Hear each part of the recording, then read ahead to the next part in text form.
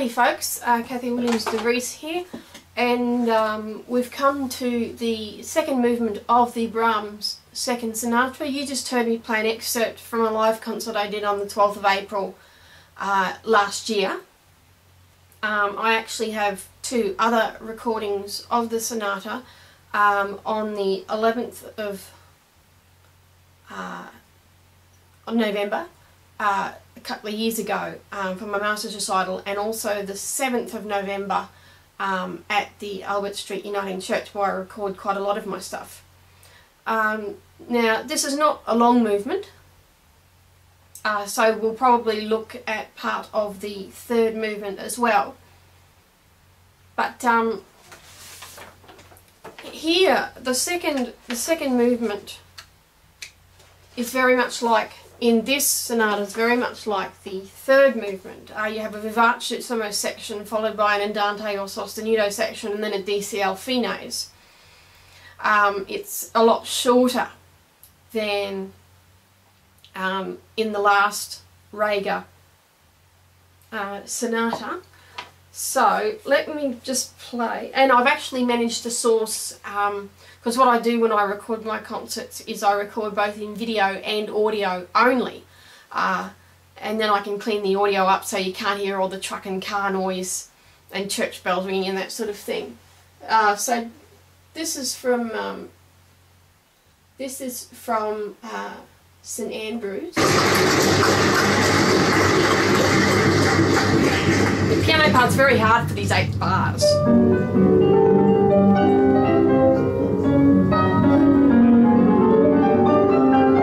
And you've got to pause here to allow the pianist to regain his footing.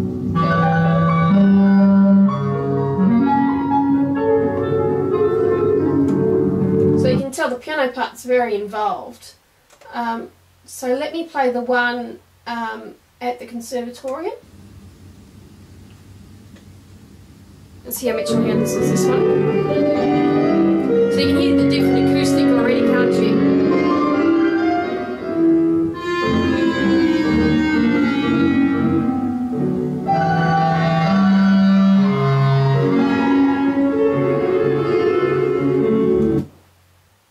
And now the one from Albert Street.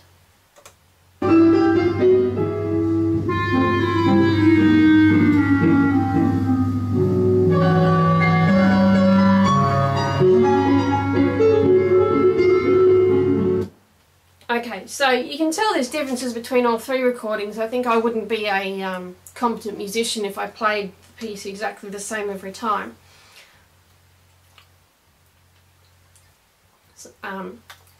So vivacissimo, not too vivacissimo for the pianist, or they'll kill you. But quite forceful.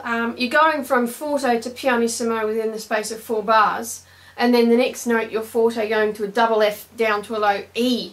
Now I'm almost prepared to sacrifice the fact that the low E is going to sound flat if I've got a really fat beefy sound. So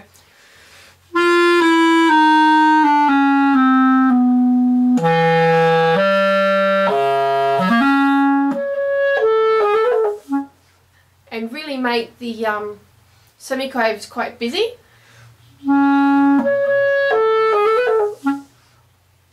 And then you've got a really nasty trill going from the G sharp to the A, turning on the F double sharp.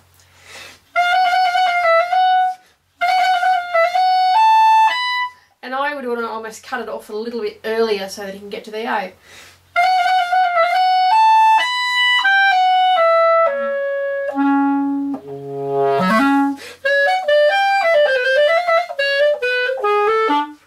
So it's quite forceful. And again you're going.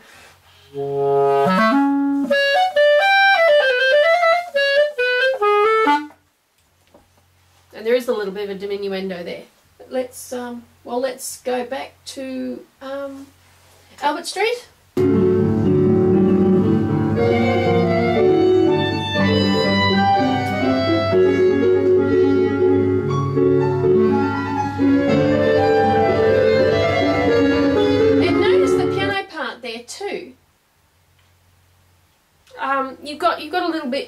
piano part. Let me try it with the master's recording.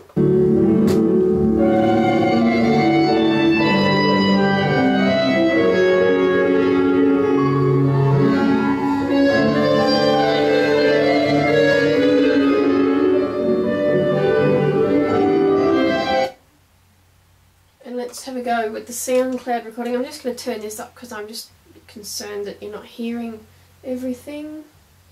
This is St Andrews,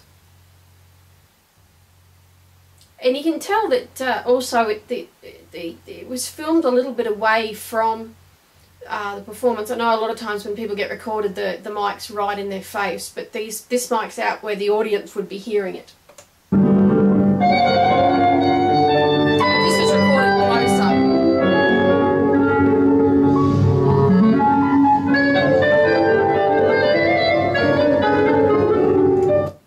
I play it quite jauntily. Now you've got a marcato, meaning marked, so and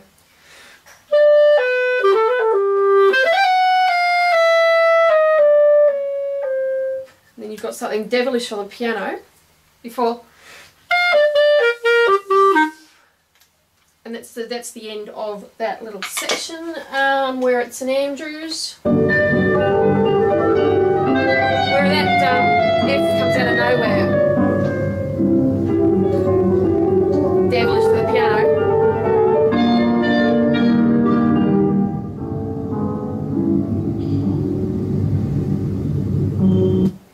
Oops, went a bit too far. So this is Albert Street.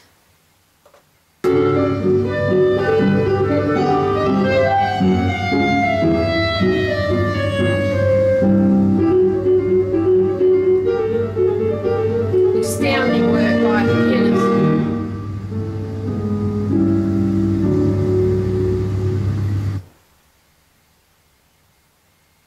And now the con.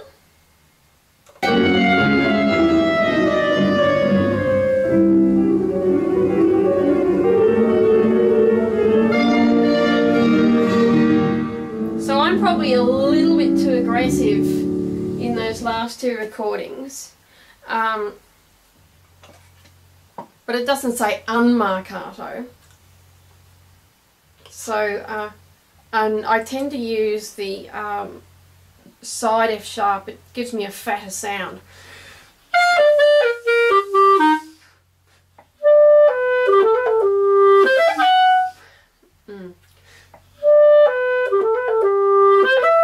Sorry, concentration lapse. Ooh, mid-afternoon.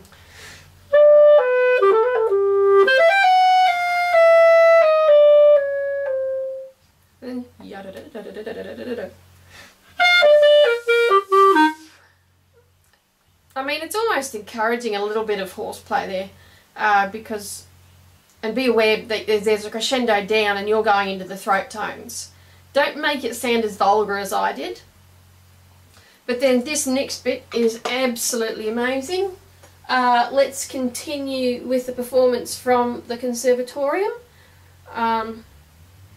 This also mirrors a little bit as the it mirrors a little bit of the second movement of the Brahms second sonata, where you've got fast and then a sostenuto and then fast again.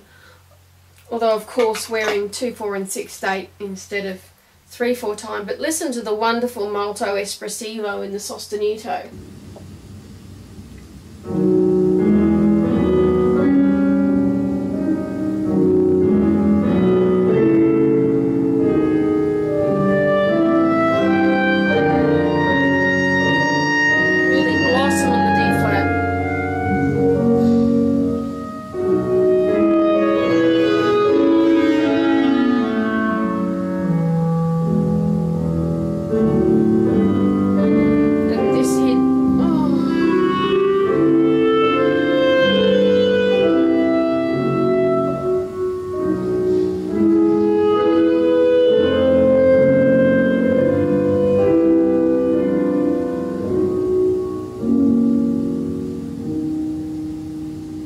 Just incredible. It's just incredible.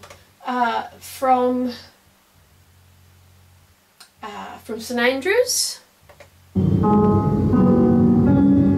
So this was filmed a lot closer to the clarinet, so it sounds more intimate.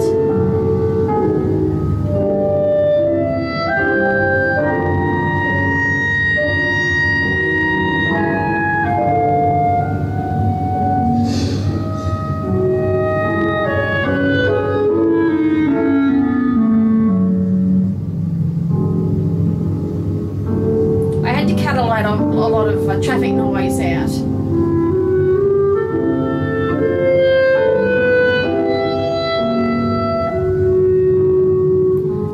Tones are a little low. I was using a 67.5 barrel, but I don't think it's too bad.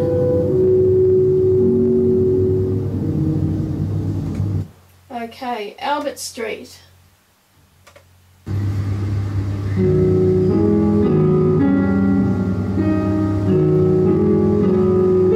So we took it a bit faster here.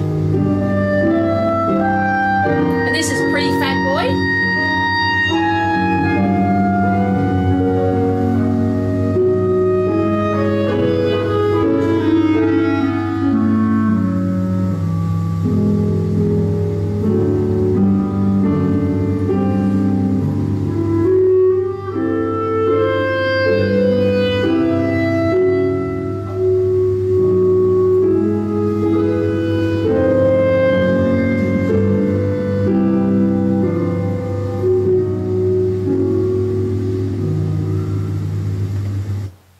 Okay, so there's so much you can do here. The molto espressivo really growing to that D flat.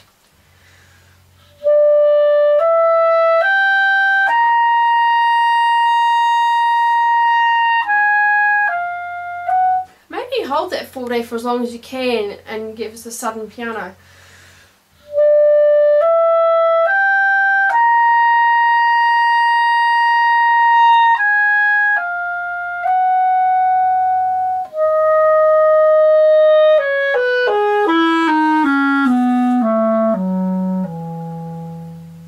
This next bit's just incredible. There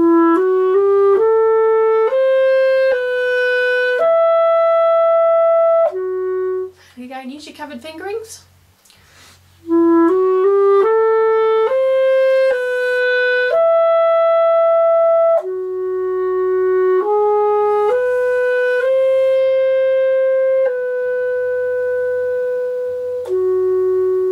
Again, use the covered fingerings, it gives you an absolutely beautiful ace. If I was playing without the covered fingering, you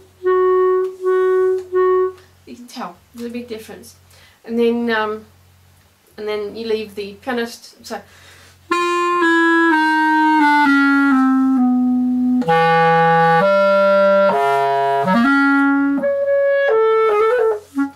I'm not the type of clarinetist who shies away from being a little bit vulgar sometimes. I mean, we're not talking Brahms here, so at times I do play a little bit more aggressively. So let's go with St Andrews for the ending.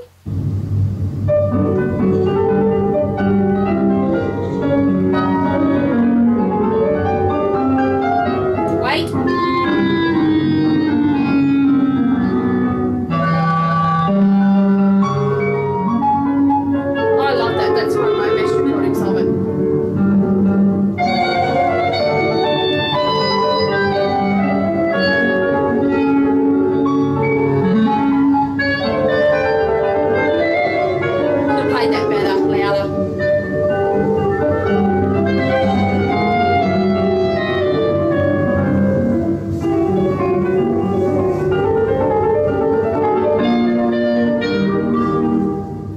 Was a little less vulgar at time.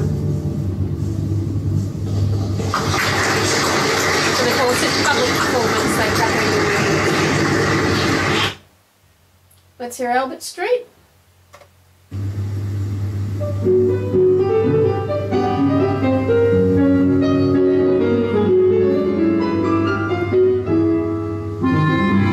As I said, it's bloody hard for piano.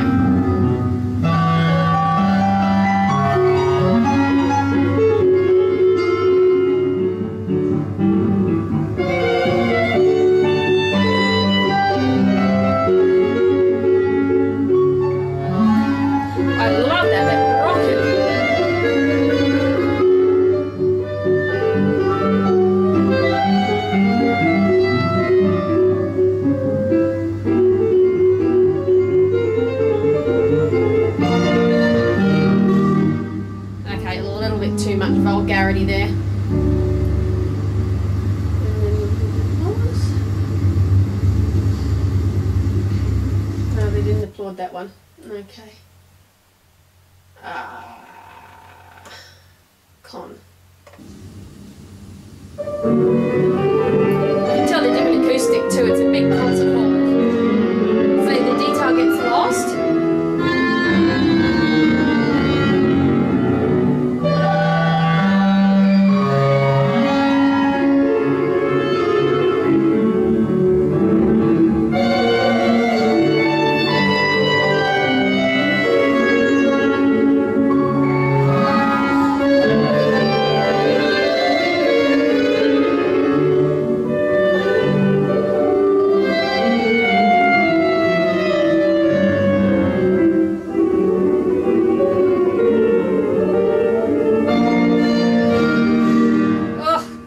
Vulgar. Oops. But just a couple of things that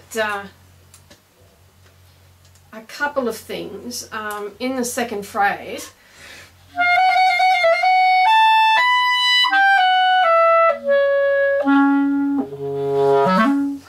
Really rocket, make that like a rocket.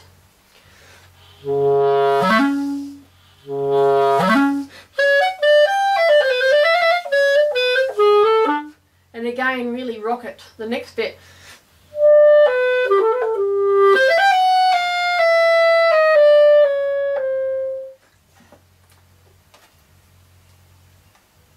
So that's the second movement. The nice little movement is very, very challenging for the pianist. I do recommend giving your pianist the part a couple of months before you wish to perform it with them, because it is frighteningly difficult. Okay, so that's my take on the second movement of the second Reger Sonata. Please join me for the absolute delight and pleasure of the third movement. I think it's probably the most incredible movement of the piece. It's just amazing, the larghetto, and you can do so much with it. But thanks for listening. Please join me for the third movement.